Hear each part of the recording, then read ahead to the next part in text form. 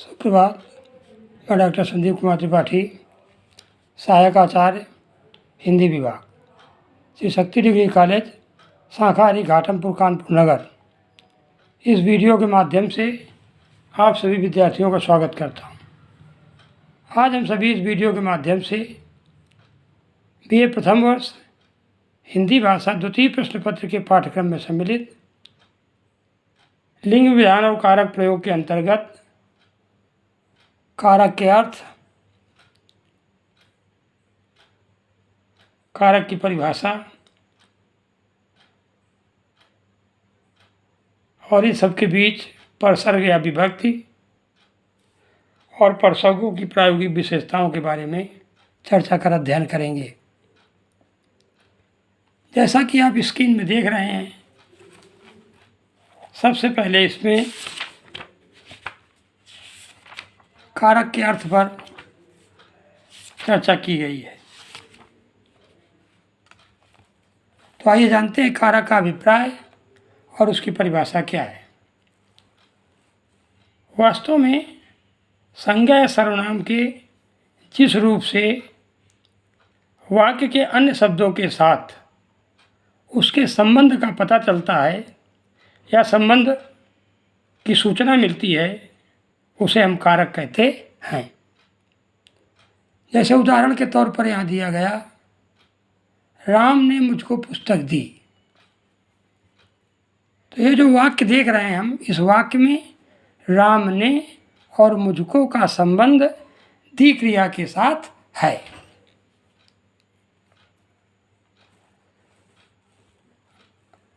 कारक शब्द वस्तुतः कर्तृत्व शक्ति का परिचय हमें कराता है, जिसका अर्थ होता है करने वाला। करने वाला कोई क्रिया ही संपन्न करता है।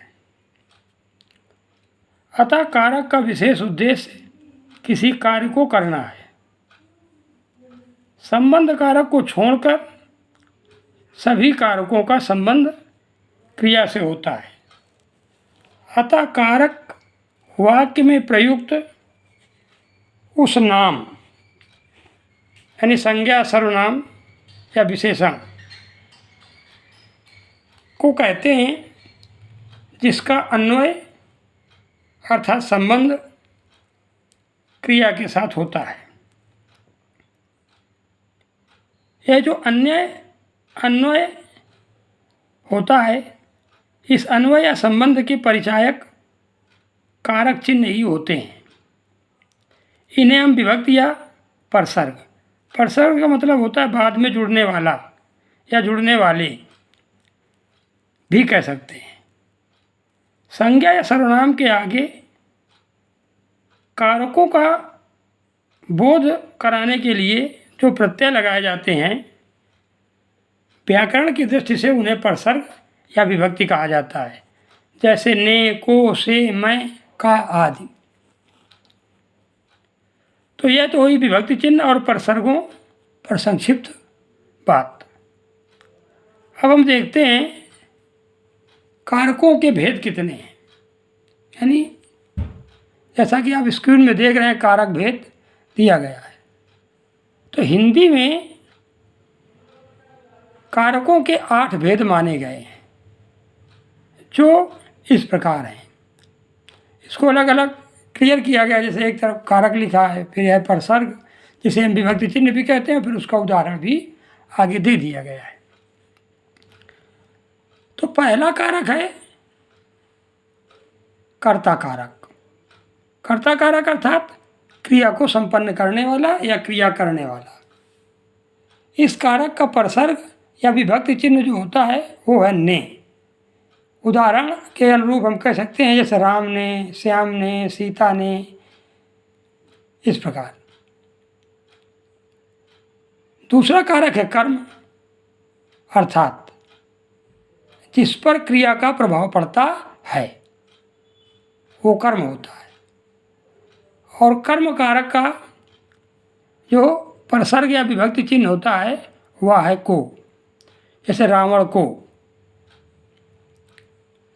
तीसरा कारक है करण कारक। करण कारक अर्थात जिससे क्रिया संपन्न की जाती है या जिससे क्रिया की जाए। करण कारक का जो विभक्ति चिन्ह या प्रसर्ग है वह होता है से या के द्वारा। से या के द्वारा अर्थात साधन या माध्यम, यानी जिसके द्वारा क्रिया संपन्न की जा रही है, जिस माध्यम से या जिस साधन के द्वारा। अब यहाँ पर उदाहरण के तौर पर दिया गया है बाण से। चौथा कारक है संप्रदान कारक, अर्थात जिसके लिए क्रिया की जाए, यानी कार्य जिसके लिए किया जाता है वो संप्रदान के अंतर्गत आता है। और संप्रदान कारक का प्रसर्ग या विभक्ति चिन्ह होता है को या के लिए। जैसे इसमें उदाहरण के लिए दिया गया सीता के लिए, यहाँ पर सीता के लिए जगह पर या सीता के लिए स्थान पर कोई दूसरा उदाहरण भी दिया जा सकता है। सीता के लिए, लड़की के लिए, ब्राह्मण के लिए, गाय के लिए, पढ़ाई के लिए, आदि आदि। अब पांचवा कारक जो है वो है अपादान कारक। अपादान अर्थात क्रिया का जिसके कारण अलग होना या पृथक होना प्रकट हो या पता चलता हो, वह अपादान कारक के अंतर्गत होता है। इसका प्रसर्ग या विभक्ति चिन्ह होता है से या पृथक होने के भाव में। जैसे चित्रकूट से जाकर, अब ये चित्रकूट से जाकर यहाँ पृथक यानी चित्रकूट से अलग होने का भाव दिख रहा है। अतः यहाँ पर या इन जैसे उदाहरणों में अपादान कारक होगा। अब आता है संबंध कारक, अर्थात क्रिया के अन्य कारकों के साथ संबंध को बताने वाला संबंध कारक होता है।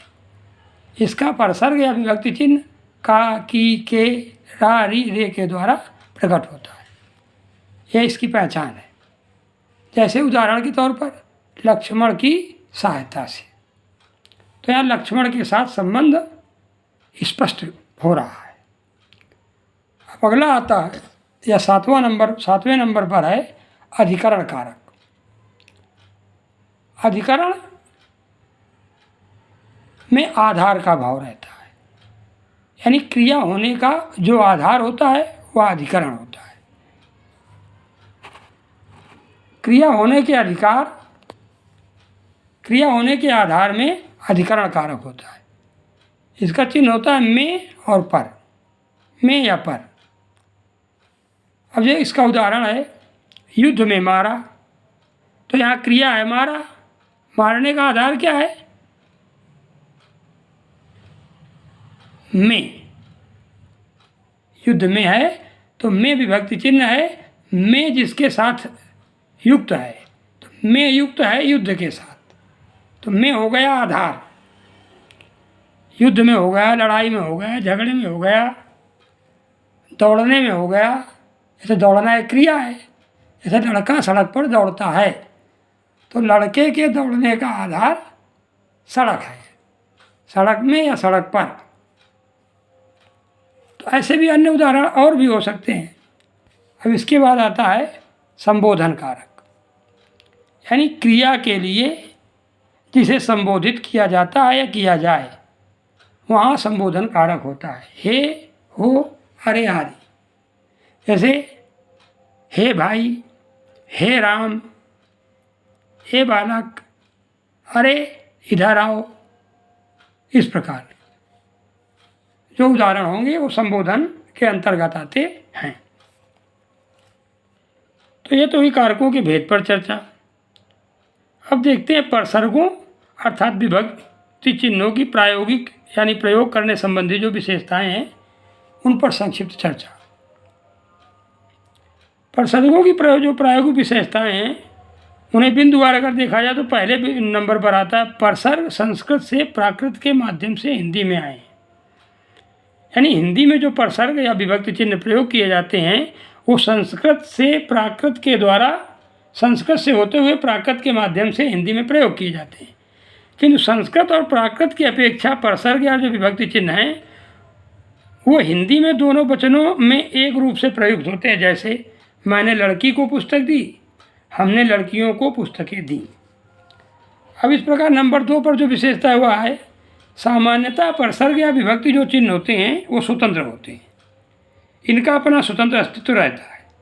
इनका कार्य शब्दों का संबंध दिखलाना है, अतः इनका कोई पृथक अर्थ या अलग से अर्थ नहीं होता, जैसे उसकी पत्नी को पालने कहा आदि।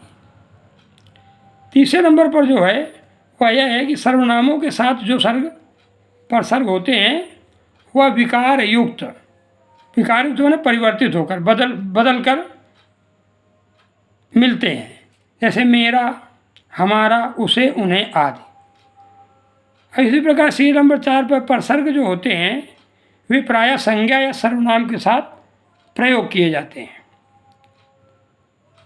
और अगले सीरियल में अगले क्रम पर है कि हिंदी के जो परसर्ग हैं वो प्रत्ययों के विकसित रूप हैं। इन्हें हम चरम प्रत्यय भी कहते हैं। इनकी विशेषता यह है कि किसी शब्द के साथ प्रयुक्त होने पर उसके साथ अन्य कोई प्रत्यय नहीं जुड़ता है, जैसे आपकी वाणी मधुर है।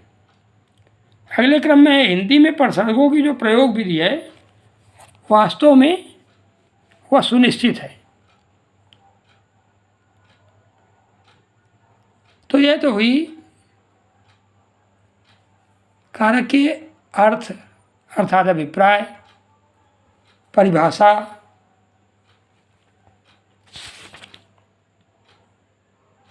विभक्ति चिन्ह और परसर्गों की प्रायोगिक विशेषताओं पर चर्चा। अगले वीडियो में हम परसर्गों के प्रकार और कारक परिचय यानी कारकों की जो भेद हैं उनकी क्रमशः परिचय पर चर्चा कर अध्ययन करेंगे।